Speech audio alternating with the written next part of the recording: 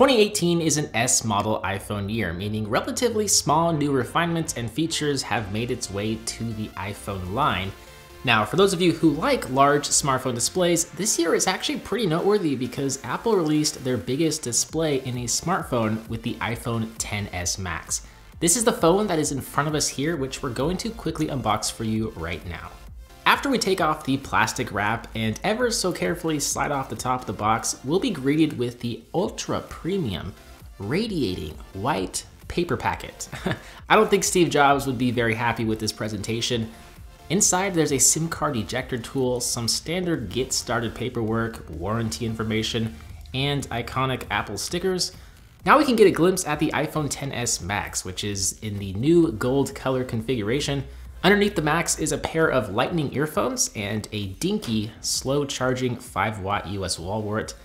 The earphones also do not include a 3.5mm headphone jack adapter anymore, so you will have to purchase a $9 dongle if you want to plug in some wired headphones into your new $1,000 iPhone.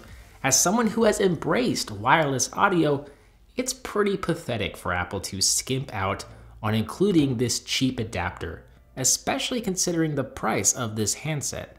With that said, the iPhone XS Max looks and feels absolutely incredible. The rear features a tan copper-ish hue, while the stainless steel band features a dark, shiny gold color that makes this phone look even more premium than it already is. I was never a big fan of gold devices, but I really dig this look. What's neat about the XS Max is that while it features the largest 6.5-inch display ever in an iPhone, the overall size of the phone is the same as an iPhone Plus model. So if you have an iPhone 8 Plus, it's gonna be the same size. It basically just swaps out the chunky top and bottom bezels with more display. So for consuming media, the XS Max is going to offer a superior experience than the SX or any other iPhone to come before it. The screen is bigger and the speakers are louder than ever before. After coming from an iPhone X, I'm actually having a little trouble adjusting to the extra screen real estate. The iPhone X and XS will be much better for one-handed usability. If you're on the fence about the screen size, the iPhone XR may be the perfect middle ground option, as it'll feature a bigger display, but not so big where it will require two hands.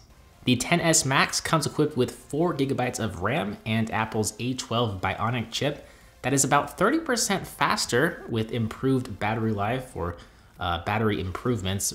In my testing, I found apps to open up quickly and in a consistently smooth manner, but when compared to last year's iPhone, I haven't noticed a considerable difference in performance. It's getting harder for my iPhone X to last a full day on a single charge, something that the iPhone XS Max should be able to do with no problem, as it has a 3174 milliamp hour battery and that improved efficiency via the newer processor. Arguably the biggest difference between the X and the XS and XS Max is the camera. It still features a similar 12 megapixel sensor, but it's 32% larger than its predecessor, and you still do have that 2x optical zoom telephoto sensor. But the biggest difference is in the software and image processing. The iPhone XS Max is able to capture better low-light images and images with superior colors and dynamic range. I've always considered the iPhone X to be able to capture great images, but the iPhone XS Max actually really surprised me. It really does capture even better images. There is a new mode called Smart HDR, which captures a series of photos at a bunch of different exposures and stitches them together for one beautifully exposed image. There's also an enhanced portrait mode that adds a precise depth map to let you adjust the depth of field after you shoot the photo. This sort of feature is usually only found in super high-end cameras, so it's neat to see included in a smartphone. I've only used it a couple of times, but I really like the effect. Those are the biggest new features available in the new iPhone XS Max. It can be maxed out to 512 gigabytes of internal storage. There is a higher IP68 water and dust resistance rating, dual SIM support, faster wireless charging, and improved battery life that I touched on earlier. In today's world, these relatively small refinements can make a big difference and seriously help round out a smartphone. As of making this video, there are reports of poor cell reception in the XS and XS Max. I'm gonna have to test this out some more to see if my device is affected. I do live in a dead zone, so call quality is already poor. I have noticed though that almost every time I make a call, it takes a few seconds before people can hear me on the other end. This results in a lot of hello, hello, hello.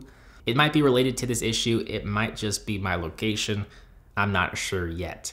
With that said, I'm BoHD from PhoneDog.com. Thank you for watching. I hope you enjoyed this video, and I will see you right back here in the next one. See ya.